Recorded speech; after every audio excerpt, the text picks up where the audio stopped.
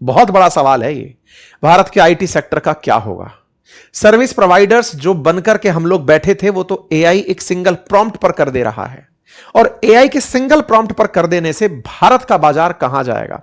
हम अपनी top companies में, अब जानकर शायद आपको यह आश्चर्य होगा, दुनिया की टॉप 100 कंपनीज में भारत की एक भी कंपनी का नाम शामिल नहीं है।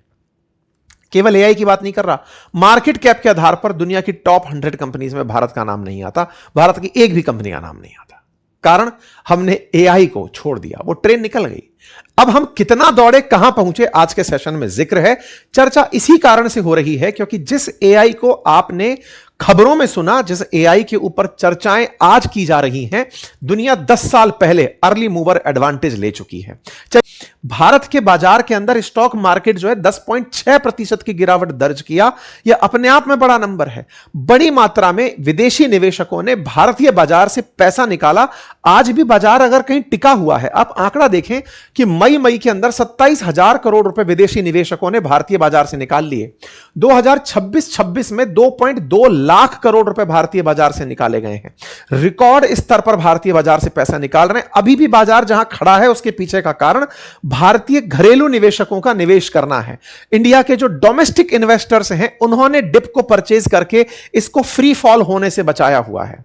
लेकिन इस पूरी कहानी में हम इतने बुरी तरह क्यों पिछड़े, इसके पीछे एआई की बड़ी कहानी है साथियों। इंटरनेशनल ब्रोकरेजेस लाइक एचएसबीसी जैसी संस्थाओं ने भारत के वैल्यूएशन गेम में इस बात को बहुत ऊपर रखा है कि भारत की बड़ी कंपनियों ने एआई इंटीग्रेट करने में बहुत देर कर दी।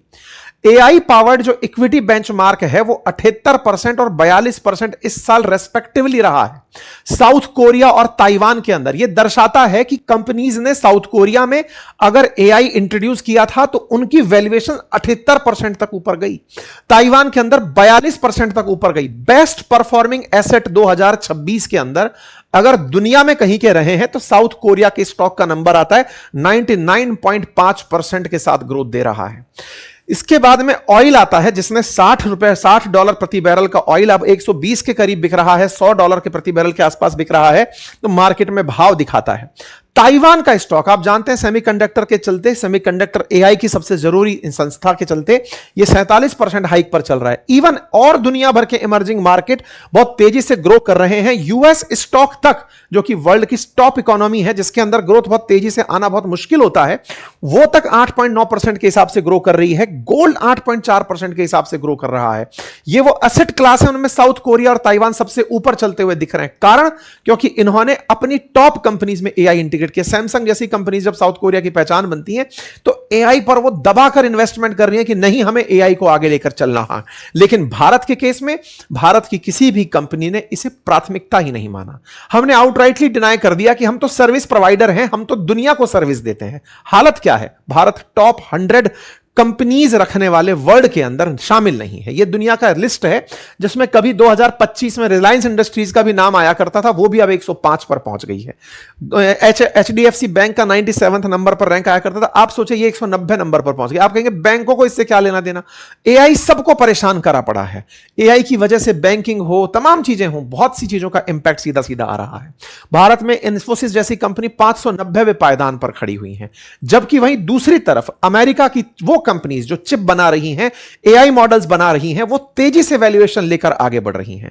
मतलब भारत के अंदर एआई पर, एआई इंपैक्ट की चर्चा तो हो रही है, लेकिन दुनिया को अगर आप नोटिस करें तो उस दुनिया ने इस एआई से कितना वैल्यू बना लिया, इसका मैं एक दर्शन कराता हूं। साथियों, एक समय पर अगर कोई चीज आपको ना पता हो तो कहा जाता था जाओ गूगल कर लो, गूगल कर लो। यह बात सर्च इंजन पर बहुत सेट बैठती थी, लोग गूगलाने पहुंच जाते थे, सर्च किए, ढूंढे, जवाब मिला और खुश हो गए। बहुत सारी वेबसाइट खुलकर आ गई। एआई ने आकर के उन्हीं सर्चेस को पलट दिया और उन सर्चेस को, आपके पूछे क्वेश्चन को तमाम वेबसाइट्स पर तमाम प्रकार के डेटा स्टोरेज में रखे डेटा से निकालकर सीधा एक लाइन में जवाब जब देना शुरू किया तो एआई ने सर्च इंजन को चुनौती दे डाली। यह काम करने वाले थे सैम ऑल्टमैन। वर्ष 2022 में जैसे ही यह खबर ब्रेक होती है कि अब सर्च के लिए चैट जीपीटी करो, फैक्ट बताता हूं, इंडियंस ने 1 बिलियन इमेजेस इंडिया ने चैट जीपीटी से अब तक बना ली है, फोटो क्रिएट कर ली है। समझकर देखिए कि एआई में हम लोग फोटो जनरेशन में बिजी है। सैम ऑल्टमैन ने जब यह बात बताई कि दुनिया में ऐसा हो रहा है, लोगों ने उसी समय समझ लिया था कि यह आदमी बहुत समय से कुछ कर रहा था। क्या कर रहा था, इस व्यक्ति ने, ओपन एआई के फाउंडर ने लंबे समय से डेटा सेंटर्स में डेटा को फीड करवाया। तमाम उन जीपीयू सेमीकंडक्टर से ऐसा मॉडल लिखा गया जिसको कि प्रॉम्प्ट दो, जवाब वो निकाल कर आपको दे देगा। ये प्रॉम्प्ट क्या होता है, ये सब हम अपनी क्लासेस में सिखाते हैं, कैसे काम करता है ये पूरा सिस्टम, वो भी बताते हैं। लेकिन पॉइंट समझिए कि इन्होंने इस तरह का पूरा सिस्टम बनाया और उस सिस्टम को 2025 में दुनिया ने $500 बिलियन की वैल्यूएशन दे दी थी। 2022 में मॉडल आया, 2025 में $500 बिलियन की वैल्यूएशन पर खड़ा। यह अप्रैल 14 की खबर है। $852 बिलियन के वैल्यूएशन पर ओपन एआई खड़ा हुआ है। केवल ओपन एआई नहीं, इस बात को तुरंत अमेरिकी गूगल ने समझा, अमेजन ने समझा, फेसबुक ने समझा, एप्पल ने समझा। बोले इससे दूर नहीं भाग सकते, हमें यह अपनाना पड़ेगा। और तमाम अमेरिकी कंपनी एक ही बार में जुट गई और जुट करके उन्होंने इस बाजार को लीड करना शुरू किया। तेजी से टेक जाइंट्स ने अपना भर भर के इन्वेस्टमेंट एआई पर करना शुरू किया कि हम अपने एआई मॉडल विकसित करें। आज जेमिनाई के बारे में बात की जाए, गूगल के द्वारा, मेटा के द्वारा, सब लोग अपने अपने ग्रॉक, ये सब एआई के वो मॉडल्स थे जिन पर भर भर के निवेश किया गया और ये तेजी से इनके सिस्टम को और आगे ले जाने में कामयाब हुआ। परिणाम क्या निकला? इन सबको जहां जरूरी था एनवीडिया, उसकी वैल्यूएशन $3 ट्रिलियन पार कर गई, देश की जीडीपी के अराउंड पहुंच गई, हमारे देश की जीडीपी का। माइक्रोसॉफ्ट, मतलब ये तमाम कंपनी, ट्रिलियंस ऑफ डॉलर के अंदर कंपनीज की वैल्यूएशन आज आपके सामने है। Apple 3 trillion, alphabet 2 trillion, Amazon लगभग 2 ट्रिलियन। ये इतनी बड़ी बड़ी कंपनी, अमेरिका की टॉप कंपनी, इस एआई की वजह से इतना तेजी से ऊपर निकलकर चली गई। आप सोचकर देखिए कि अमेरिका की कई कंपनी ऑलरेडी 1 ट्रिलियन से ऊपर खड़ी हुई हैं। मार्केट वैल्यूएशन के अंदर अगर आप उठाकर देखें तो सबसे ज्यादा वैल्यूएशन अगर किसी की बढ़ी तो वो एनवीडिया थी, क्योंकि इन्होंने लगभग, आप देखिए ना, अभी ये खबर बनी थी 2025 में अक्टूबर में $5 ट्रिलियन की वैल्यूएशन पर एनवीडिया पहुंच गया था, क्योंकि एआई बनाने के लिए जिन चिप्स की जरूरत थी वो ये प्रोवाइड कर रहा था। ये प्रोवाइड कर रहा था, यही बात तो अमेरिका सबको बता रहा था कि हमने मार्केट पर एज ले लिया है। पहले दुनिया को एप्पल दिया, पहले दुनिया को माइक्रोसॉफ्ट दिया, गूगल दिया, सब देने वाला अमेरिका, इंटरनेट की क्रांति करने वाला अमेरिका एक स्टेप और ऊपर लेकर के चला गया मशीन लर्निंग और एआई के अंदर, और आज दुनिया के अंदर वो कहां खड़ा है सबको पता है। आप समझिए कि अभी अमेरिकी राष्ट्रपति चाइना की यात्रा पर थे तो एनवीडिया की सीईओ को लेने के लिए अलास्का में अलग से रुकना पड़ा उन्हें। ये एनवीडिया आज कहां खड़ा है इसको देखकर आप अंदाजा लगा सकते हैं। कारण इन्होंने एआई बनाया, एआई इंटीग्रेट किया और एआई के लिए आवश्यक जो चीजें सेमीकंडक्टर्स थी वो बनाई। चाइना ने क्या किया भाई, चलिए हम अपनी बात बाद में सबसे लास्ट में कर लेंगे, चाइना को भी समझते। चाइना सेम टाइम पर 1.2 ट्रिलियन युआन इन्वेस्टमेंट 2025 में कर दिया था एआई के भीतर। वो समझ गया था कि टेक्नोलॉजी के माध्यम से ही हम अमेरिका से कंपीट कर पाएंगे। आज चाइना की तमाम कंपनी, अलीबाबा हो, बाइडू हो, टेंसेंट हो, क्यूको हो, इरिन हो, ये डीप सीक हो, बाइटडांस हो, ये सब एआई के अंदर भर भर के निवेश कर रही हैं। और इनका बाजार आपने देखा होगा, जिस दिन डीप सीक आया था उस दिन पूरी तरह एनवीडिया धड़ाम हो गया था, क्योंकि डीप सीक ने बिना अमेरिकी सेमीकंडक्टर, क्योंकि अमेरिका ने सेमीकंडक्टर बेचने बंद कर दिए थे कि चाइना को नहीं देंगे, उसके चलते पूरा बाजार हिल गया था। मतलब चाइना ने जिस तरह से मार्केट को पकड़ा वो सबके सामने है। मतलब जहां एक और अमेरिका 3.7 मिलियन चिप्स प्रोड्यूस कर रहा था, चाइना भी पीछे पीछे खड़ा होकर के, आप तमाम चाइनीज कंपनीज को देखें जो इसके अंदर चिप प्रोडक्शन के अंदर लगी थी। दुनिया ने लगभग $2.5 ट्रिलियन खर्च किया है केवल एआई के ऊपर, जो कि 2025 से 47% ज्यादा है। यह दर्शाता है कि एआई बाजार 2033 तक $4.8 ट्रिलियन का हो जाएगा। मतलब समझिए कि इसमें कंपनीज दबा के इन्वेस्टमेंट कर रही हैं। उन्हें पता है कि अगर हम इसमें पिछड़ गए तो हमें कोई रिप्लेस मार देगा। इतना जबरदस्त एआई का बाजार चल रहा है। मतलब एआई ने मेजर बाजार को पूरी तरह शिफ्ट मार दिया। मार्केट के अंदर गैप अगर आप उठाकर देखें तो डेवलप्ड कंपनीज फार फार ऊपर चली गई हैं, लीस्ट डेवलप्ड कंट्रीज 10%, 20-30% के मतलब उस पर रह गई हैं। भारत की जहां तक बात हो, भारत 5 स्केल पर पिछड़ा। कहां कहां पर पिछड़ा? एनर्जी, जो कि आपको डेटा सेंटर को रन करने के लिए चाहिए। चिप्स, हम बनाने के लिए भी सेमीकंडक्टर मिशन चला रहे हैं। हमारा एआई इंफ्रास्ट्रक्चर, अभी हम चर्चा कर रहे हैं कि साहब एएसएमएल से बात कर लिए, प्रधानमंत्री मोदी ने जाके टाटा के साथ गठबंधन करा दिया है। कोई भी मॉडल, चाहे जो भी आप दुनिया का मॉडल उठा रहे हैं, सब अमेरिकी या चाइनीज चल रहे हैं। हमारा होम ग्राउंड जो मॉडल है, हमने एआई सर्वम जैसे मॉडल्स की चर्चा की है, लेकिन वो ज्यादा कॉपी ज्यादा लग रहे हैं। मतलब हमने उनको अपनी तरफ से ग्रो लेवल कर दिया कि चलिए भाई, इनको एक तरह से ग्रे हमने बना दिया है, पुराने मॉडल पर हमने अपना मॉडल चढ़ा दिया है। हम लोग देखते रह गए, हम लोग इंतजार करते रह गए, ये सोचते रह गए कि आईटी तो हमारा महान है, हमने उस आईटी की महानता में यूजर बनने की महानता जरूर फीस की, लेकिन हमने उस सेक्टर में इन्वेस्टमेंट जब करना चाहिए था हम बहुत पीछे खड़े थे। भारत सरकार ने तमाम स्कीम्स चलाई, जब दुनिया में देखा कि एआई चल रहा है, आना चाहिए, लेकिन उस एआई में हम काफी पिछड़ चुके थे। आज हम इन्फोसिस की चर्चा क्यों कर रहे हैं? देश की टॉप आईटी कंपनीज जो कि बहुत लंबे समय से Y2K के समय से ही लगातार जो सॉल्यूशंस आईटी में देती आ रही कंपनीज हैं, वो आज कंपनीज केवल अपनी चिंता कर रही हैं कि हमें सरवाइव कैसे करना है। मैं ये बात क्यों बोल रहा हूं? दुनिया के टॉप 100 प्रॉफिटेबल कंपनीज के अंदर इन्फोसिस 14वें नंबर पर आती थी आईटी के सेक्टर के अंदर।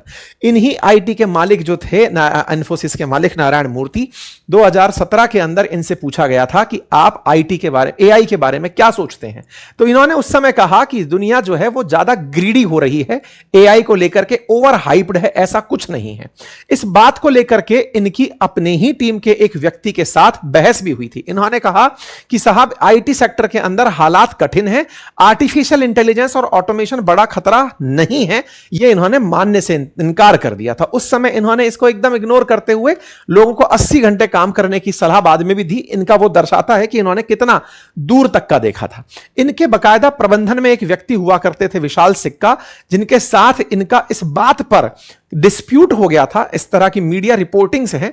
कहा जाता है कि विशाल सिक्का ने 2017 में इनसे कहा था कि एआई में इन्वेस्ट कर लो, ओपन एआई में इन्वेस्ट कर लो, आने वाला समय उसका है। विशाल सिक्का ने इसके चलते अपने पद को छोड़ दिया था। यह एक सोशल मीडिया पोस्ट से बाहर बात निकल कर आई थी कि किस तरह से विशाल सिक्का ने इन्फोसिस को 2017 में कह दिया था कि आईटी में रहना है तो भैया पकड़ लो इस चीज को। यह चीज बहुत वायरल होकर के निकली थी। उसके पीछे कारण बताया गया कि विशाल सिक्का को उस कंपनी के किसी व्यक्ति की 24 महीने की सैलरी देना बर्दाश्त नहीं था, इंटरनल कंफ्लिक्ट था। लेकिन यह विशाल सिक्का ही थे जो नारायण मूर्ति से कह रहे थे $1 बिलियन लगाओगे, $45 बिलियन निकालोगे, इतना तेजी से एआई आ रहा है। यह बात ग्लोबल समिट जब भारत के अंदर हुई तब भी चर्चा के लिए वापस सुर्खियों में आई थी। कहने का मतलब है कि अगर हमारे देश में विजनरी बनने का प्रयास किया होता, आईटी कंपनीज ने जो दुनिया भर के अंदर आईटी सर्विसेज दे रही थी, एआई को बहुत पहले भांप ली होती। आप और हम यूजर्स हैं, लेकिन ये लोग तो सर्विस प्रोवाइडर्स हैं, इन्हें बाजार देखना चाहिए था। इनके पास तो तमाम प्रकार के टैलेंटेड कंसल्टेंसी फर्म्स, खुद लोग बैठे हुए हैं, तमाम जगह से पढ़े लिखे लोग बैठे हुए हैं, लेकिन वही लगातार प्रैक्टिस करते रहने से आज आईटी सेक्टर के अंदर जो हाल है वो सबके सामने है। $45 बिलियन की अपॉर्चुनिटी खो गए। 2025 में यह खबर बनकर आई थी। यह कोई लिंक्डइन पोस्ट था जहां से यह बात पहली बार निकल कर आई थी कि किस तरह से दिक्कतें भारत के सेक्टर में हुई। मतलब जो 2015 में हमें पता था, हमारे लोगों को पता था, लेकिन पुराने लोगों ने अपनी जिद के चलते नहीं अपनाया। इस चलते आज नारायण मूर्ति काफी ज्यादा सोशल मीडिया पर फिर से डिस्कस हो रहे हैं। 80 घंटे काम कराने से नहीं काम चलेगा। बोले साहब, आपको इस पार्ट पर भी काम करना था कि टेक्नोलॉजी को कैसे लेकर आए। काम करने के घंटों पर बहस हो सकती है, लेकिन किस तरह का काम किसको करना है ये अलग अलग वर्क क्लासिफिकेशन है। खैर कोई बात नहीं। आज देश के अंदर आईटी का जो वेट है ना, वो 26 साल के सबसे लो पर है। निफ्टी 50 में आईटी सेक्टर का जो रोल है वो 26 साल के सबसे लो पर है। और इस समय ऑयल और गैस सेक्टर सबसे टॉप पोजीशन लेकर चल रहा है। इंडिया का आईटी सेक्टर 3 साल के सबसे लो पर चल रहा है। यह मार्केट के अंदर दिखाता है कि आईटी सेक्टर कितना बुरी तरह पिटा पड़ा है। मतलब अगर हम देखें निफ्टी 50 के अंदर वेटेज वाइज, तो बैंक का अभी भी निफ्टी 50 में बैंक का सबसे बड़ा कंट्रीब्यूशन है, फिर क्रूड का है और फिर जाकर आईटी सेक्टर का है। और इसी के चलते भारत को दुनिया में आईटी के अंदर, एआई के अंदर लोग ये मान रहे हैं कि भारत पिछड़ गया, ये भारत की कमजोरियों में शामिल हो रहा है। ऐसा